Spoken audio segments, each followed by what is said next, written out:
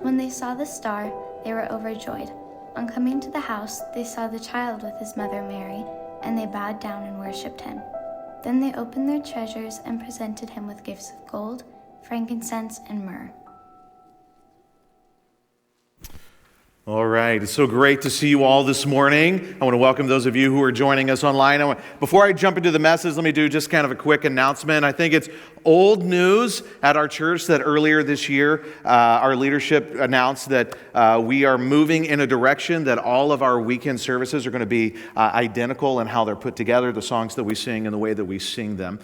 Just this week, we shared that we believe that now is the right time. There are various reasons love and wisdom have kind of pushed us to this point. We think now's the time to make that. And I don't want anybody to be surprised by that. And if you're hearing this for the first time right now, that means that you are not getting our weekly update. And I want that for you because I want you to be in the know. And so go to our website. You can do it on your phone right now and sign up for the weekly newsletter or weekly update. Or if you'd like some help with that, stop by the Connection Center, and there are people who would love to help you out with that as well. Another thing that I want to let you know about, I don't know if everybody knows, is we started doing something new. I really enjoy it. We do a Q&A on Saturday night after the service. So if you're ever interested in that, you can attend the Saturday night service. People can ask any question they want, and I'll do my best to respond. And last night, there was a question that somebody asked, and it was what is encouraging you? And I was able to share a bunch of things, but one of the things that I shared with the last night's crowd that I want to share with you is that there are some just stunning stories right now. There's some amazing stories going on behind the scenes of ministry, the kind of stuff that incredibly humble me, that, believe it or not, move me to tears. And it's the kind of stuff, people aren't ready to share that part of their story yet, and one day they will, but right now you can't share it, but it's just amazing. These are really, really good stories, and it causes me just to want to say, I've said it before, from the bottom of my heart, for those of you who pray with and for our church, for those of you who serve on a ministry team, for those of you who give financially, thank you. I mean, we are doing this together. That's a wonderful thing. And you've heard me say before that our influence and our ministry really is funded by your generosity. I want to echo what Pastor Rob had to say. And if there's anyone who's like, I'm just not in a position where I can give financially, listen, I don't want you to feel badly about that. Just keep praying with us and keep praying for us and serve with us. But for those who are, and maybe you're at a place you've just kind of figuring out, is this a step that I want to take? Is this something that I want to do? I want the water, come on in, the water is fine. My family loves being engaged in our church this way. I want to invite you to join in and to give and to be a part of this gospel movement that God has blessed us to be a part of. And when these folks are ready to share their stories, I think you're going to be just like me. I think you're going to weep with joy. We are seeing light move into the darkness, and I love being a part of it. And that's exactly what we're talking about during this holiday season as we're focusing on the story of Jesus.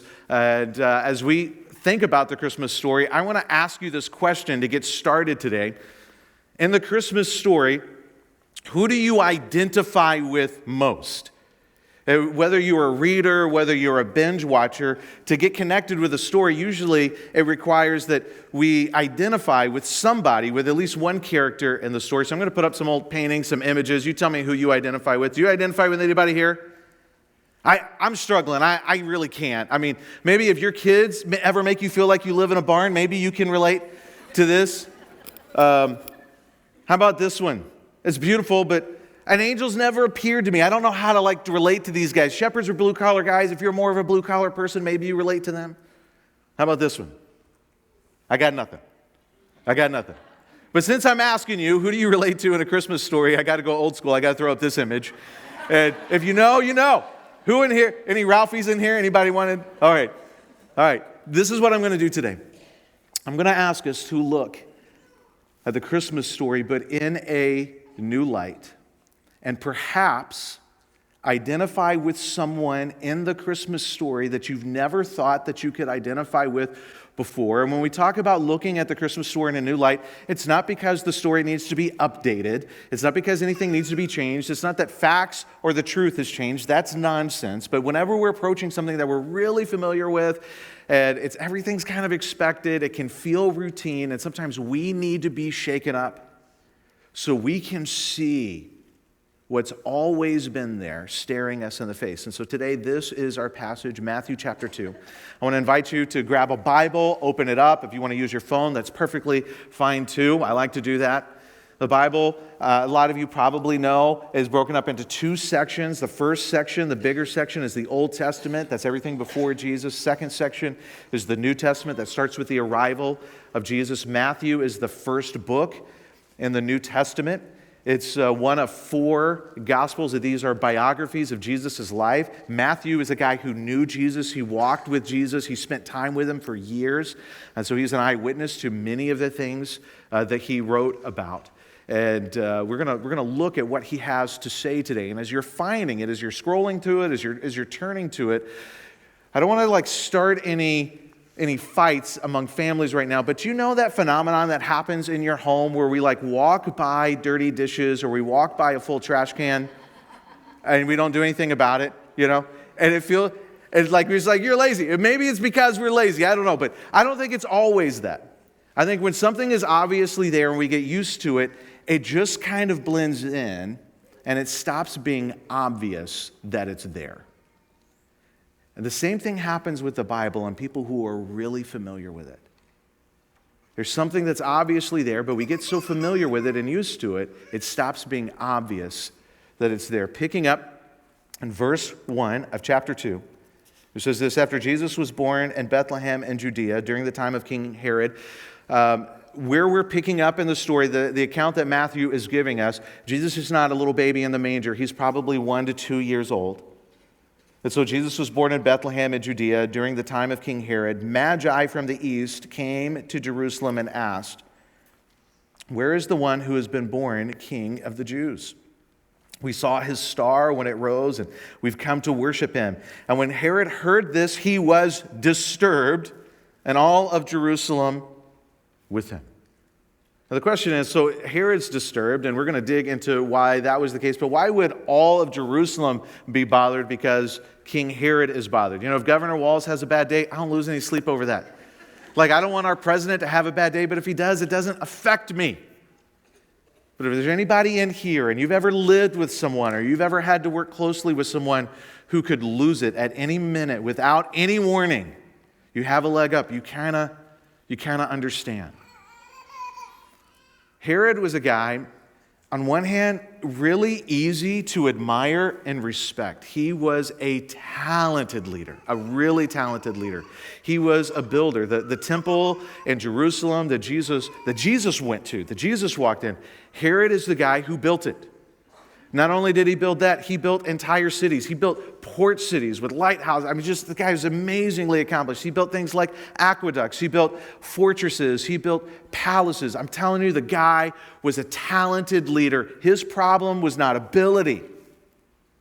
His problem was the need for control. And in some very scary ways, he was a control freak. And maybe you've seen this before.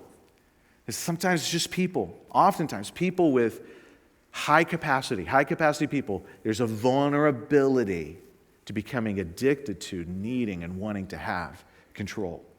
And there's an irony here, because the need for control always reveals and exposes insecurity. Not sometimes, not most of the time, all the time. The need for control comes with insecurity. Did you know this guy Herod? Did you know he changed his will 4 times? He had numerous sons. He killed a bunch of them, not all of them, because he was afraid that they were going to try and take the throne from him. And so eventually his remaining sons, they were so afraid they wouldn't go anywhere near the throne. This cocktail of control and anxiety that possessed him so warped his thinking and intoxicated his mind that he killed multiple wives. He would kill people in the government who he was afraid might instigate a coup. There were times that he would become really jealous of the influence of religious leaders, and it's said that he killed so many rabbis that rabbis didn't want to go anywhere near Jerusalem. He is a man who's a picture of somebody who would do anything that he had to do to protect his power and maintain control. At this point in Matthew's narrative, Herod is probably about 70 years old.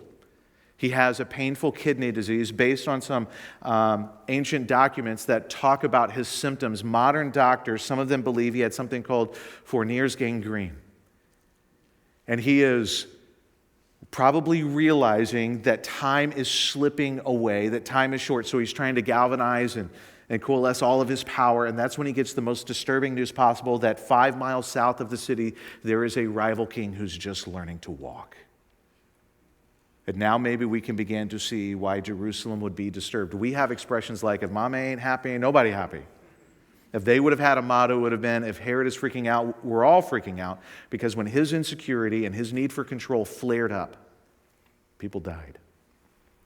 We're going to turn back to the passage. I'm going to pick up where we stopped, verse 4. It says, when he had called together all the people's chief priests and teachers of the law, he asked them where the Messiah was to be born. In Bethlehem in Judea, they replied, for this is what the prophet has written. But you, Bethlehem, in the land of Judah, are by no means least among the rulers of Judah, for out of you will come a ruler who will shepherd my people Israel. Then Herod called the Magi secretly and found out from them the exact time the star had appeared.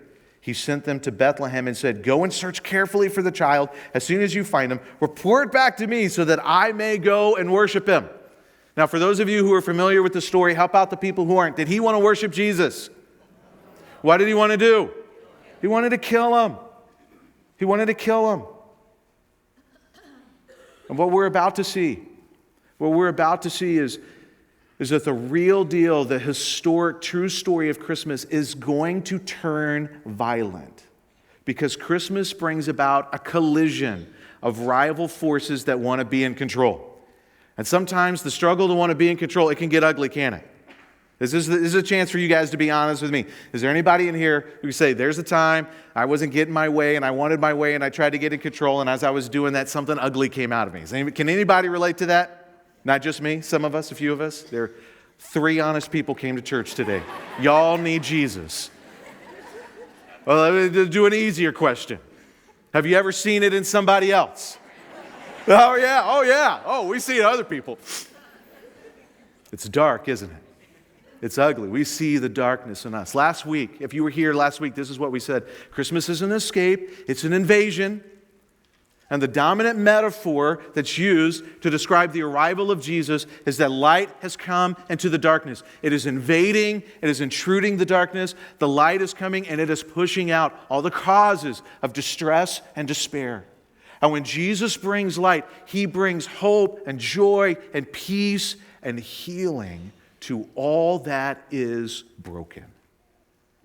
Last week we also said this, the metaphor of light means that God is with us and God is for us. What does that mean? Well, let's start with what it doesn't mean. It doesn't mean that Jesus came like a genie wanting to sprinkle fairy dust on us. He came as a king, and he is a good king. And he is a good king, the authority, who wants to be with us, who is for us. But he won't be dictated to by us. He won't be manipulated by us. He won't be coerced.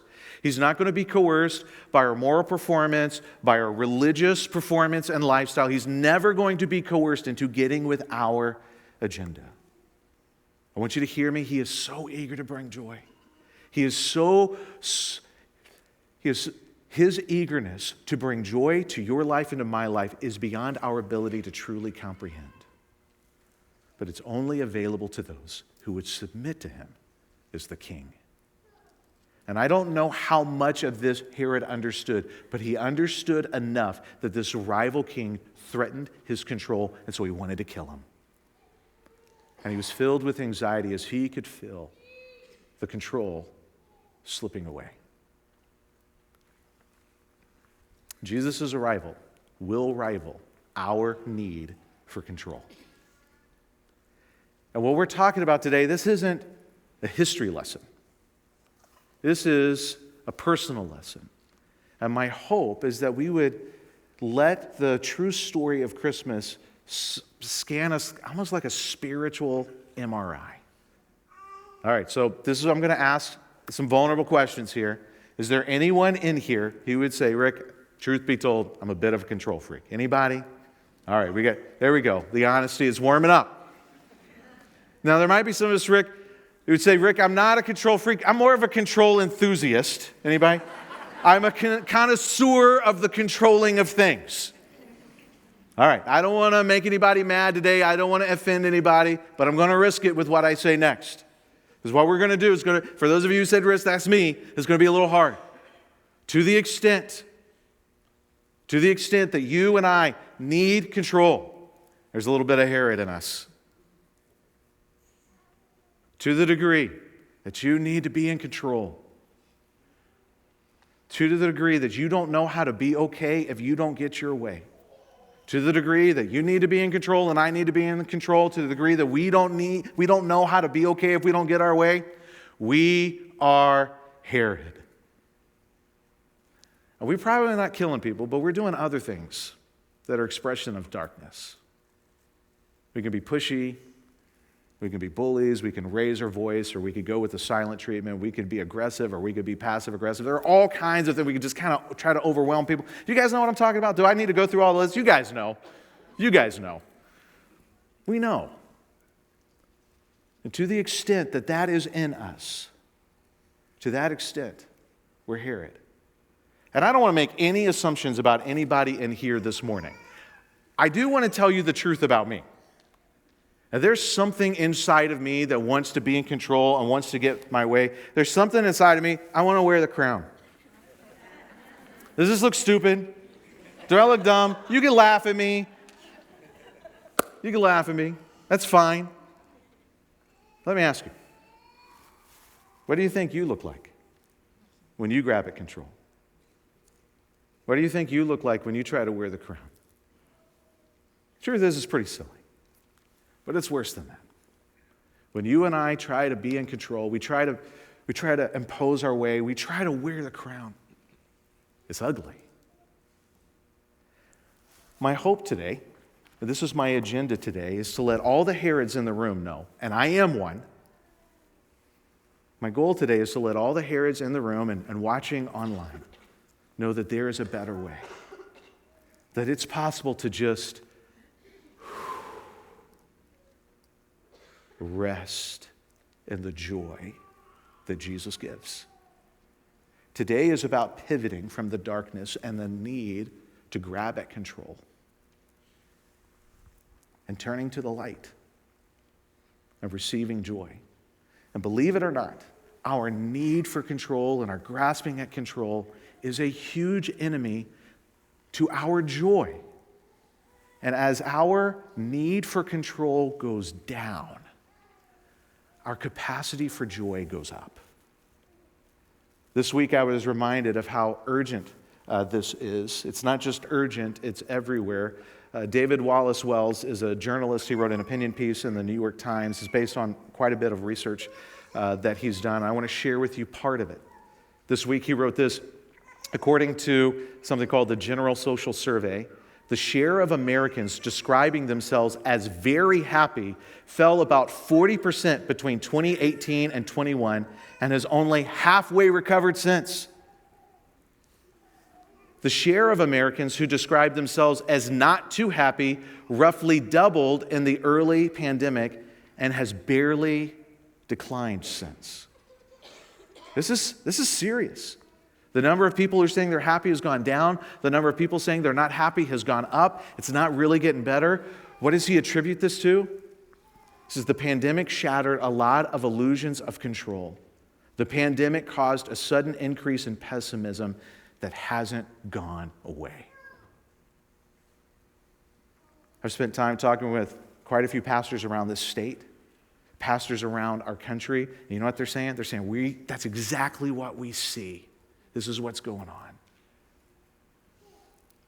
Now, there's something that broke in people. There's something that's broken in lots of us. There's something that happened over the past several years that our illusion of control crumbled into dust. And people who like that illusion of control don't know how to be okay. And a lot of people, maybe even some of us, maybe probably even me, became a darker version of ourselves and we don't know how to get back. I'm here to tell you today, you don't have to wear the crown. You don't have to be in control to have amazing joy in you. I want to put this on the screen because I want us to see these words. They are the Magi. After the Magi heard the king, they went on their way, and the star they had seen when it rose went ahead of them until it stopped over the place where the child was. And when they saw the star, what were they? Overjoyed. That's when you have so much joy you can't contain it. It's leaking out, it's flooding out. They're overjoyed.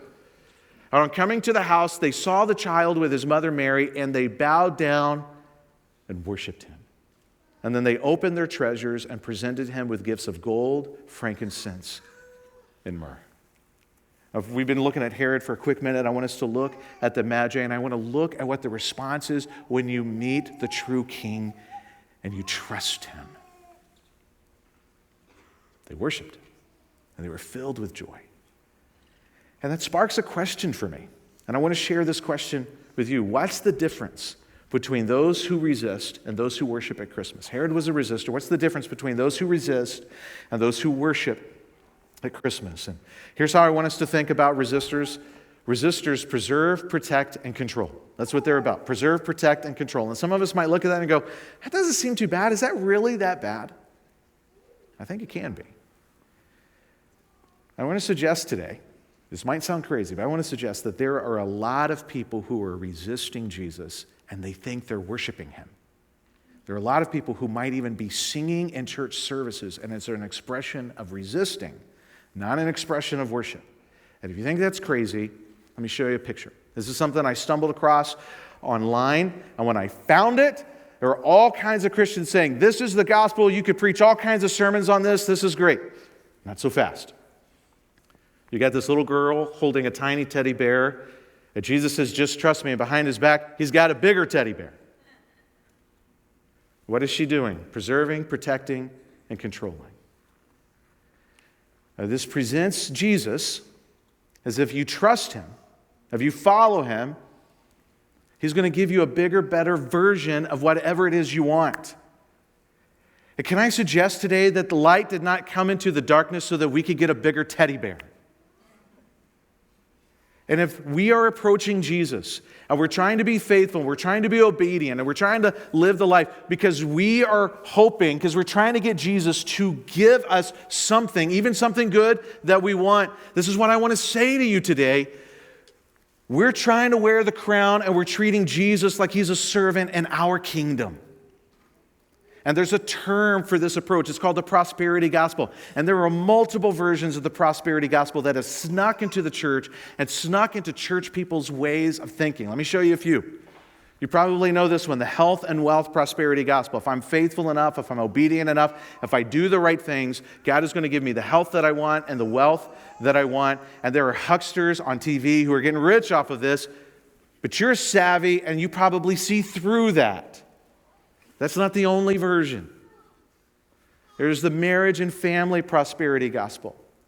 And the marriage and family prosperity gospel is if I'm faithful enough, if I'm obedient enough, if I pray enough, if I do all the things that Jesus wants me to do, if I follow his way, if I'm single, then he's going to give me a spouse. Or if I am married and I don't like my spouse, he's going to turn them into a better version of themselves. Or if I have kids, my kids are going to be happily obedient and they're never going to doubt and they're going to share my faith when they're little and even when they're grown-ups. And there's nothing wrong with wanting that. But if we are approaching Jesus in faith and obedience because we're expecting him to give us that, I need you to know that's not the gospel. There's nothing wrong with wanting those good things, but we don't use Jesus as a servant to serve up our good agendas.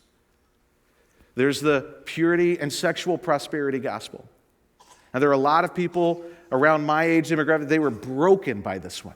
And it's this, is that if you're single, you kind of just wait and you abstain from sex and you kind of do all the things and you follow Jesus. And then one day you're going to get married and he's going to bless you with the most amazing sex life ever. And there's nothing wrong with wanting that, but you're using Jesus as a servant for your agenda. That's not the gospel. There's the cultural prosperity gospel. if I have enough faith and I do the right things and I do all the obedient Christian stuff and things that are out of control, I can get it under control in my church and the local school system and the government. And there's nothing wrong with wanting good things in any of those spaces. There's nothing wrong with the good things we've talked about. But we don't come to Jesus in faith and trust and obedience so that He'll give us a bigger, better version of this thing that we want. The prosperity gospels are attempting to snatch the crown off of Jesus' head and put it on ours. We don't come to Jesus and let go so that He'll give us a bigger, better version of this good thing we want. We come to Jesus. Come on now, that's great. Let's just enjoy that. Let's just enjoy that. Woo. Don't be embarrassed. I'm telling you. How many parents, who's parents in here? How many of your kids have ever done something you're like, oh my goodness, are people looking at me? It's a joy. It's a joy. Oh my gosh. All right. What are we talking about? We come to Jesus. You know why we let go of control? Not so we can get a bigger teddy bear. Not so that He'll give us this thing that we want. So that we get Jesus. So that we know Him. So that we experience Him. Because we love Him. That's worship. Worshipers submit, give, and enjoy. I want you to notice that the Magi came and they bowed down and they worshiped Him. They were in awe. They recognized that they weren't just in the presence of greatness, but ultimate greatness. And that this rival king was better than Herod in every way. And by the way, he's a better king than me and he's a better king than you. And they bowed down in humility and submission. You are the king. You are the authority, not me. And they gave as an expression of delight, as an expression of affection and joy. We honor you. That's worship. Why did the Magi know that we need to know? The people with the least control have the most joy. Herod is a case study, and having all the power and having all the control is not fulfilling at all. And the Magi show us that having control and having power and having authority are not necessary ingredients at all in having overwhelming, big-time joy. So my question to you is today, which gift would you rather have? The gift of being in control or the gift of joy? Sometime after the Magi left, God came to Joseph in a dream and warned him that they were not safe. So he and Mary and the young Jesus fled to Egypt as refugees so that they could be safe. Herod doesn't really know what's going on. He just knows the Magi tricked him. They're not coming back to him. He feels like control is really slipping away, so he enacts the nuclear option. When Herod realized that he had been outwitted by the Magi, he was furious, and he gave orders to kill all the boys in Bethlehem and its vicinity who were 2 years old and under, in accordance with the time he had learned from the Magi. As I read these, I let myself read these words while thinking of images of kids from the Ukraine and Gaza and Israel.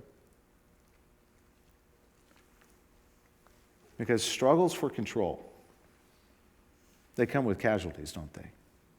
Whether we're talking about the big out there stuff or the interpersonal stuff. Struggles for control, they come with casualties. And so if you're a note taker, I want to write this down. At some point, our need to control will hurt people. And some of us might say, Rick, I don't know, that feels a little overstated. Well, maybe you're right. I could be wrong on this one. But could I ask, is there anybody in here who could say, I don't have any stories in my life wherever I try to kind of get in control and I accidentally hurt people? Is there anybody who doesn't have a story like that? How many of us could say, you know what, there's stories in my life where somebody else trying to be in control, they hurt me and they wounded me. At some point, our need to be in control will hurt people. So how do we know? How do we know if we're if we're the people who can rest in the joy that Jesus gives, because he's the king, and we just rest in his authority, rest in his control, let him be the boss. How do we know if we're that person? Or if we're the person who's still trying to wear the crown? One thing we could do, so you could find the people in your life who you know love you, who have your back, who don't want to hurt you, but they love you enough to tell the truth. Do you have somebody in your life like that? I hope you do. You could ask them questions like these. Do you ever observe that I get angry when I don't have control or get my way? Do you ever observe that I use unkind speech, yelling, or harsh tones when I don't have control or get my way? Are we still friends? Do you ever observe that I use the silent treatment when I don't have control or get my way? Do you ever observe that I use guilting or shaming tactics when I don't have control or get my way? Do you ever observe that I use passive aggressiveness when I don't have control or get my way? Do you ever observe that I'm just not able to be at peace and to have joy when I don't have control and I don't get my way?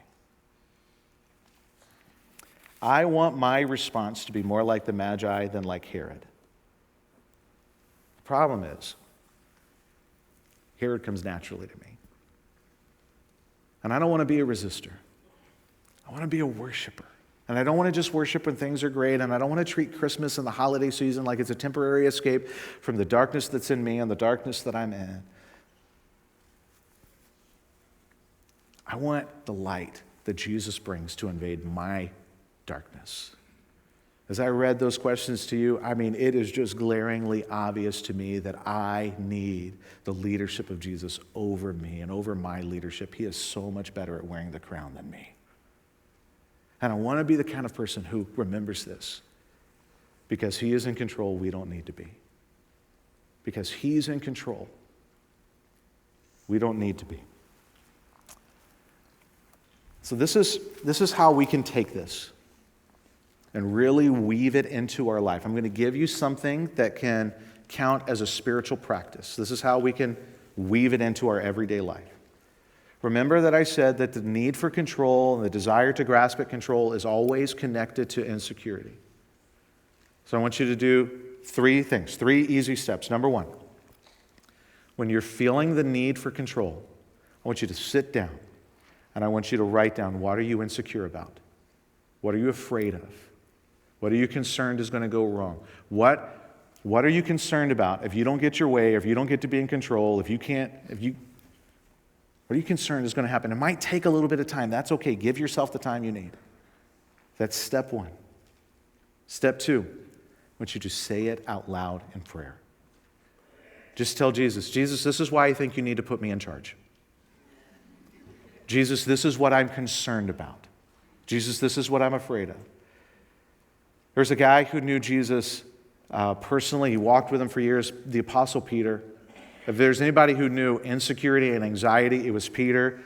I think it's 1 Peter 5:17. He said this, cast all your anxieties on Jesus. Do you know why? Because he cares for you. So write it down, say it out loud in prayer. Here's the 3rd thing. Say, Jesus, I'm giving you permission. You don't need it. I'm giving you permission. I'm inviting you to do whatever it is you want to do in me in this situation. And this is how we open up our hands and we let go of control and we simply be with Jesus. And we rest and we trust the joy that he gives. And if there's anybody in here, maybe you've been coming for a little while. You've been getting your questions asked and you're trying to figure out this whole Jesus thing, and you know your story better than I know your story. You know you don't need to be wearing the crown.